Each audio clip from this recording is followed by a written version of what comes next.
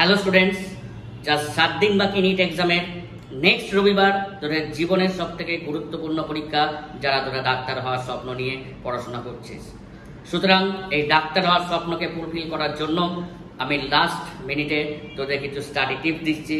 Just last 6 দিন তোরা কিভাবে পড়াশোনা করবি, কিভাবে এমসিকিউ প্র্যাকটিস করবি, কতটা পড়বি, কোথা থেকে পড়বি, কিভাবে তোরা কোশ্চেন অ্যানালিসিস করবি, জাস্ট এই নিয়ে ভিডিওটা আমরা করছি। অবশ্যই তোরা দেখবি এবং চ্যানেলটাকে ফলো কর, কারণ আরও 2টো ভিডিও তোদের নিজের আগে আসবে।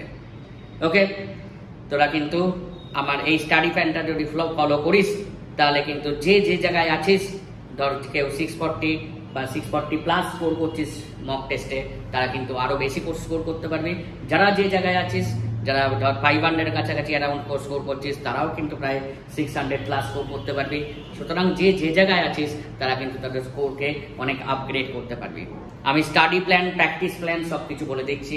কতক্ষণ বায়োল পড়বি, কতক্ষণ কেমিস্ট্রি পড়বি, কতক্ষণ ফিজিক্স পড়বি, সমস্ত কিছু আমি তোদের বলে দিচ্ছি।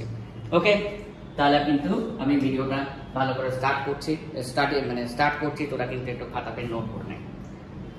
প্রথমে সেটা হচ্ছে প্ল্যান 1 বা সেশন 1 আমি বলছি। সেই সেশন 1টা হচ্ছে 6 আওয়ার্সের। সেই 6 আওয়ার্সের সেশনে কি আছে? Only practice session. এটা কিন্তু আমরা এমসিকিউ প্র্যাকটিস সেশন। আমাকে কিন্তু কি আলটিমেটলি ওখানে এমসিকিউ সলভ করতে হবে।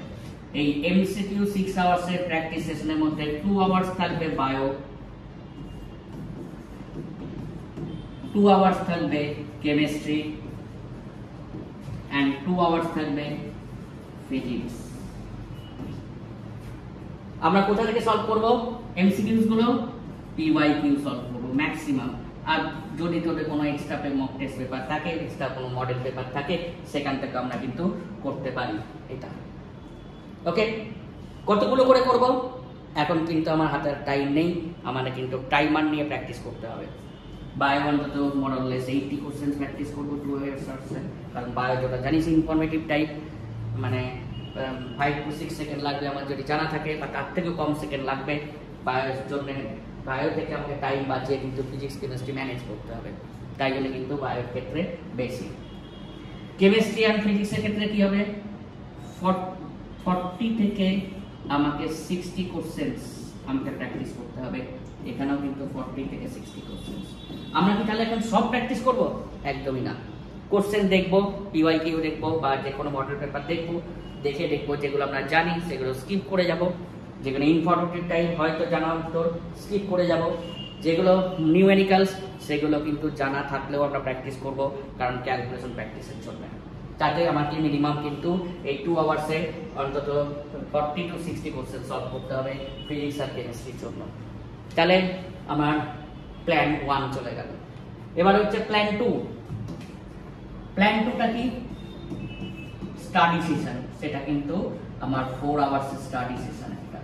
এই 4 আওয়ার্স স্টাডি সেশনের মধ্যে আমার 2 আওয়ার্স থাকবে বায়ো, 1 আওয়ার্স থাকবে কেমিস্ট্রি, 1 আওয়ার্স থাকবে ফিজিক্স। 2 আওয়ার্স থাকবে বায়ো, 1 আওয়ার্স থাকবে কেমিস্ট্রি, 1 আওয়ার থাকবে আমার কিন্তু ফিজিক্স। কোথা থেকে পড়বো? অবশ্যই বায়ো পড়বো এনসিইআরটি থেকে, কেমিস্ট্রি পড়বো এনসিইআরটি থেকে। ফিজিক্সে যদি কোনো ধরনের প্ল্যান নোট থাকে, অবশ্যই আমি বারবার ভিডিওতে বলি তোরা কিন্তু নোট কর, মানে অ্যাপ্লিকেশন ফর্মুলাগুলো এক জায়গায় লিস্ট আউট কর। যেখানে পড়াশোনা করি সেখানে লিখে রাখ।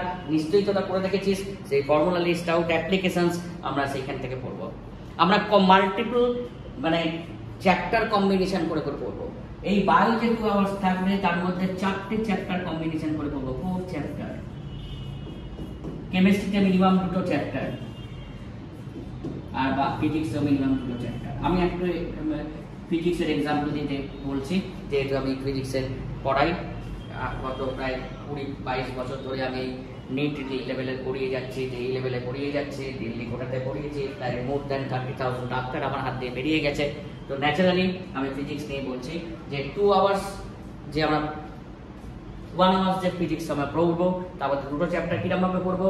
ধর থার্মোডাইনামিক্স অ্যান্ড কেটিটি কম্বাইন করে ফেললাম। আমি যখন ইলেকট্রোস্ট্যাটিক্স পড়ছি, তার সঙ্গে ক্যাপাসিটর করে ফেললাম।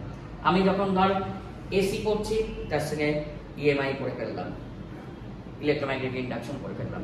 সুতরাং আমরা কম্বিনেশন করে করে চ্যাপ্টার পড়বো, সেই যাতে আমাদের মাথায় প্রপারলি থাকে। তাহলে আমার প্রথম 6 আওয়ার্স গেল আমার প্র্যাকটিস সেশন, পরের 6 আওয়ার্স গেল স্টাডি সেশন। তারপরে যে 3 আওয়ার্সটা আছে প্ল্যান 3, সেটাও কিন্তু একটা ভাইটাল সেশন। আমরা কিন্তু এখানে মক টেস্ট দিতে হবে, মক টেস্ট পেপার প্র্যাকটিস করতে হবে। কখন প্র্যাকটিস করতে হবে? ধরে নিটের পরীক্ষাটা কখন থাকে? 2টো থেকে 5টা থাকে। আমি যখন তখন করলে হবে না, 2 PM টু 5 PM এই সেশনের মধ্যে তোদের কিন্তু প্র্যাকটিস করতে হবে, এই সেশনের মধ্যে, যাতে তোদের কিন্তু মেন্টাল একটা সেটআপ সেটা ক্রিয়েট হবে।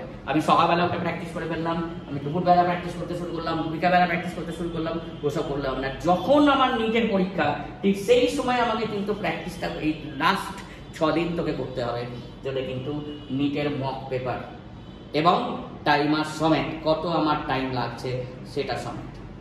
তাহলে আমার 6 + 4 = 10, 3 আওয়ার্স মানে 13 আওয়ার্স চলে গেল। লাস্ট 1 আওয়ার কি? প্ল্যান 4, সেটা হচ্ছে 1 আওয়ার থাকবে অ্যানালিসিসের উপর। কি অ্যানালিসিস? আমি কোন কোশ্চেন ভুল করছি, কোথায় ভুল করছি, সেগুলো জাস্ট মার্কিং করে রাখা। লাস্ট ল্যাপে আমি যখন রিভিশনস দেবো, সেইগুলো আবার আমি আরেকবার করে চোখ বুলিয়ে নেবো।